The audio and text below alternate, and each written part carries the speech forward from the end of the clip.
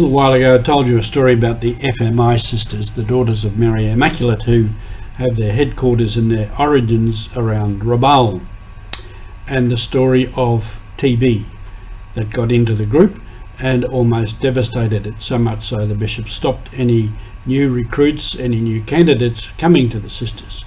Anyway, it was resolved through the work of a doctor, and afterwards of course the bishop allowed candidates to come again, and there was a growth going into the 1930s.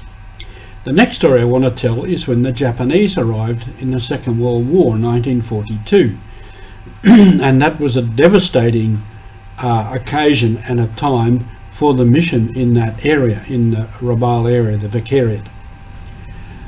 And there's a whole story of the Australian troops who got the order, every man for himself, and they took off and walked overland, and that's another whole story of Father Ted Harris. Back at the headquarters for the missionaries, most of whom were German priest brothers and sisters, they were interned by the Japanese at Vunapopi and restricted to certain buildings and certain areas around there. Later in the war, they were removed to Ramali prison camp, a valley outside of away from Vunapopi, where they dug tunnels and caves into the hills and lived there. That's another whole story also. At that time, the FMI sisters, the bishop said to them, change out of your habits, get into civilian dress and disappear into your villages, and then you'll be safe from the Japanese. The sisters said, no, we're sisters, we're religious, we're going to keep our habit and we will continue our religious life even though the Japanese are here. Strong women. and so they did throughout the war. They moved, they had different houses, different convents around the area, so they moved from one place to another, avoiding more contact with Japanese. They continued their religious life as best they could, and they grew gardens for food so that they could survive. And with some of that garden food, they took it through the bush, through the jungle, to the European sisters and brothers and priests and the bishop at Ramali, and got more food to them. So that's why they spent the war, and dodging the Japanese, and occasionally they had encounters with the Japanese. So they remained faithful to what they were, what they'd professed, and they came out of that stronger.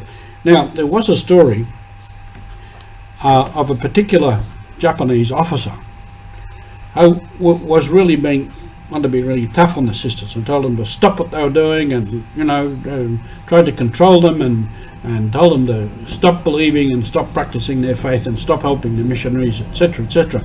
And one of the sisters stood up, and I've forgotten her name now, but she's famous amongst the FMI sisters. She said, no, we will do what we have to do. You can do what you like. And he said, don't you know I could kill you? I could kill you right now, right here on the spot. And she said, go ahead, kill me, I don't care, kill us all. God wants us to survive, we'll survive. If not, we die. So he backed off. And they continued. And part of the story is that the Japanese soldiers became very frightened of these holy black women, that they had power, that they were strong. And again, through that experience, although they lost some sisters during the war, 10 of them, and through the hardship of the way they were living, some were sick, some died of their sickness. So there was a hard time, and the Japanese could have rounded them all up and shot them. That was war, that was what happened. But they remained strong, and they came through it.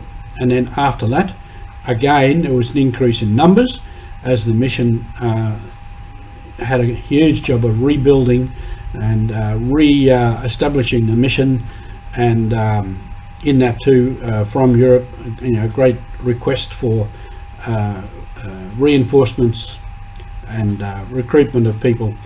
And the FMI sisters were right there in the middle of that rebuilding and re-establishing of the mission. And again, another experience that made them strong. And so mission goes through hard times, difficult times, times when we think it's all finished, it's all going to die.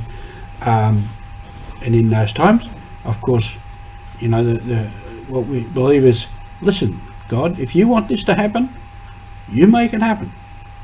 I'm here, I'll do as much as I can, but it's your work. If you want it to succeed, it will succeed, whether I do it or somebody else does it. And that's mission. Let's continue our mission for Christ, for the church, for the good of our society and humanity. Thank you for being with us.